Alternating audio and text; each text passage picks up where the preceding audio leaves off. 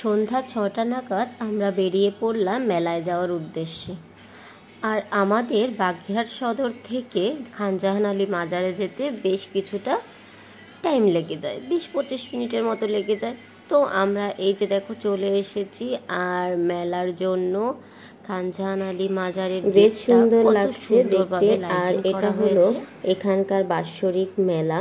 চৈত্র মাসের এই দিনটাতে এই মেলাটা মিলিত হয়, বিশাল বড় মেলা।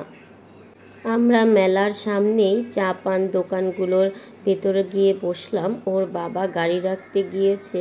আর এখানে দেখো, এটা হলো খানজাহান আলী মাজারের সেই বিখ্যাত পানের দোকান আর চায়ের দোকান। এখানে বসে আমরা একটা চা খেলাম, আমি একটা খেলাম, ওর বাবা একটা খেলো, আর আরোহী খেলো না।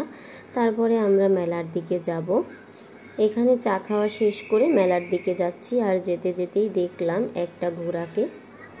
আজ মেলার প্রথম দিন ছিল, তাও যে কি পরিমাণ ভিড় ছিল, অনেক ভিড় ছিল ভিতরে। দোকানগুলো তেমন বসেনি, এখনও অনেক দোকান বসা বাকি। আর অনেক দোকানও এসেছে এখানে। এই যে নৌকা দেখে এবার তো আরোহীর নৌকায় উঠতেই হবে।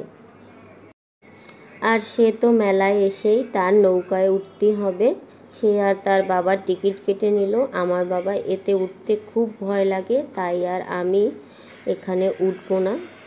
আরোহী আর আরোহীর বাবা যাচ্ছে নৌকা দোলায় উঠতে, আর আমি নিচে দাঁড়িয়ে আছি। ওদেরকে বলছি যে আমি এই পাশটাতে দাঁড়ালাম, তোমরা তাড়াতাড়ি করে উঠে তারপরে নেমে এসো। এই যে তারা তো নৌকা দোলায় উঠছে, আমার তো নিচ থেকেই ভয় লাগছে। আর আরোহীর দেখো কোনো ভয় নেই, ওর তিল পরিমাণ একটু ভয় নেই এতে উঠতে। বেশ কিছুক্ষণ দোলাদুলি দেওয়ার পরে এই যে তাদের নামিয়ে দেওয়া হয়েছে। আর আমি তাকে জিজ্ঞেস করলাম, মনা তোমার ভয় লাগেনি? সে বলল, না মা, আমার একটুকু ভয় লাগেনি। এখন আমরা একটু মেলাটা ঘুরে দেখব। এই পাশেই হচ্ছে মিষ্টির ভ্যারাইটিগুলো। আর খানজাহান আলী মাজারের মিষ্টির দোকানগুলোতে তো ভিড় হবেই, এখানে সবাই মিষ্টি খেতেই আসে। কি বিশাল বিশাল একটা মিষ্টি, তোমরা না দেখলে বিশ্বাসই করবে না। এই মিষ্টিগুলোকে বলা হয় বালিশ মিষ্টি। বিশাল বড় বড় এক একটা মিষ্টি, ছোট বড় সব ধরনের মিষ্টি এখানে আছে। সেই গরম গরম মিষ্টি ছিল, মাত্রই এটা বানিয়ে এখানে রেখেছিল। আমি মিষ্টি খাই না বললেই চলে, তাও মাজারে এসে মেলায় এসে মিষ্টি খাবো না সেটা তো হয় না, তাই মেলার মিষ্টি খেতেই হবে। তো আমরা ভাবলাম একটু পরে মিষ্টি খাই, আগে একটু মেলাটা ঘুরে টুরে দেখি। দেখো বিশাল বড় গেট করা হয়েছে, 2টা গেট হয়েছে, সামনে হয়েছে একটা, ওপাশে একটা হয়েছে। আর আরোহী এখন খেলো লেবুর রস খেয়ে এখানে এসে দেখলাম যে এখানটাতে ট্যাটু করা হচ্ছে। তার ওই বাবাকে বললাম, তুমি আর এত বড় ট্যাটু করে আসলে, এখান থেকেই তো ট্যাটুটা করে নিতে পারতে। তারপরে এই দিকে এসে দেখলাম জামা কাপড়ের দোকান, বেশ কিছু বাচ্চাদের বড়দের জামা কাপড়ের দোকানগুলো এসেছে। পুরো একটা আস্ত মাঠ জুড়ে এই মেলা বসেছে। বাচ্চাদের খেলনা দোকান, তারপরে এই যে সাজসজ্জার দোকান, মেয়েদের কসমেটিক সাজসজ্জার দোকান, সব কিছুই এখানে রয়েছে। দেরি না করে তোমরাও চলে আসো মেলাতে। মেলা কিন্তু বেশি দিন আর বাকি নেই। তো আমি এইগুলো কিছুই কিনলাম না, শুধু ঘুরে ঘুরে একটু দেখলাম। তো আরোহীর দেখলাম এই বাঁশিটা খুব পছন্দ হয়েছে, তাই আরোহীকে এই বাঁশিটা কিনে দিলাম। বাবা মেয়ে মিলে বাঁশি চেক করে দেখছে বাঁশি বাজে কিনা। তো দেখা গেল যে বাঁশিটা বাজে। তো আমরা এই বাঁশিটা নিলাম আরোহীর জন্য। আমার এটা খুব ভালো লেগেছিল, বাচ্চারা যখন বাজায় তখন একটা পু করে শব্দ হয়। আর মেলায় গিয়েই এই খেলনাগুলোর দিকেই আমার চোখ বেশি যায়। ছোটোবেলা এই খেলনাগুলো কিনে সারা গ্রাম ঘুরে বেড়াতাম এই খেলনাগুলো নিয়ে। আর এই খেলনাগুলো কিন্তু টক টক শব্দ করতো। একটু এই পাশে এসেই দেখলাম যে আইসক্রিমের দোকান। আর আইসক্রিমটা তো সবাই আমরা পছন্দ করি। তো আমি আর আরোহী তারপর আইসক্রিম খাবো। এখান থেকে 2টা আইসক্রিম নিলাম, আমি একটা আর আরোহী একটা, দুটো আইসক্রিম খেলাম। আর এই গরমে আইসক্রিম খেতে কিন্তু খুব ভালো লাগছিল। আরোহীর বাবাকে একটু সাধলাম, তো সে বলল খাবে না, তারপরে একটু জোর করেই খাইয়ে দিলাম। সে অতটা আইসক্রিম খেতে চায় না, আমি আর আরোহী আইসক্রিম পছন্দ করি।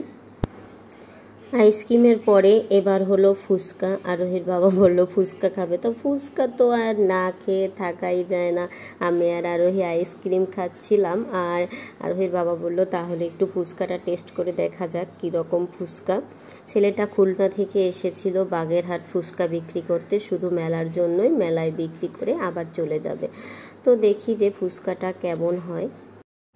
আমরা 1 প্লেট ফুচকা নিয়েছিলাম, আর 1 প্লেট থেকেই 3 জনে খেয়েছিলাম, কারণ আরোহীর বাবা ফুচকা অতটা খায় না, সে 1টা বা 2টো খাবে, আর আরোহী আর আমি। তো বললো যে ফুচকাটা খেতে ভালোই, তো আমিও খেলাম, আরোহীও খেলো, ভালোই হলো ফুচকাটা খেতে। এরপরে একটা পাশেই দেখলাম এই মাটির জিনিসগুলো, আর মাটির জিনিস কিন্তু আমার দেখতে আর কিনতে খুবই ভালো লাগে। তো আমরা এখান থেকে কিছু মাটির জিনিসপত্র কিনে নিলাম। দেখো, এইগুলোই কিন্তু একটা মেলার ঐতিহ্য। মেলায় এই জিনিসগুলো না হলে না কীরকম যেন মেলা মেলা মনে হয় না আমার কাছে। তো জিনিসগুলো আমার কাছে খুবই ভালো লেগেছিল, তাই তোমাদের সাথেও একটু ভিডিও করে সব জিনিসগুলো শেয়ার করলাম। এরপরে আমরা পুরো মেলা ঘোরা হয়ে যাবার পরে আমরা আসলাম মিষ্টি খেতে।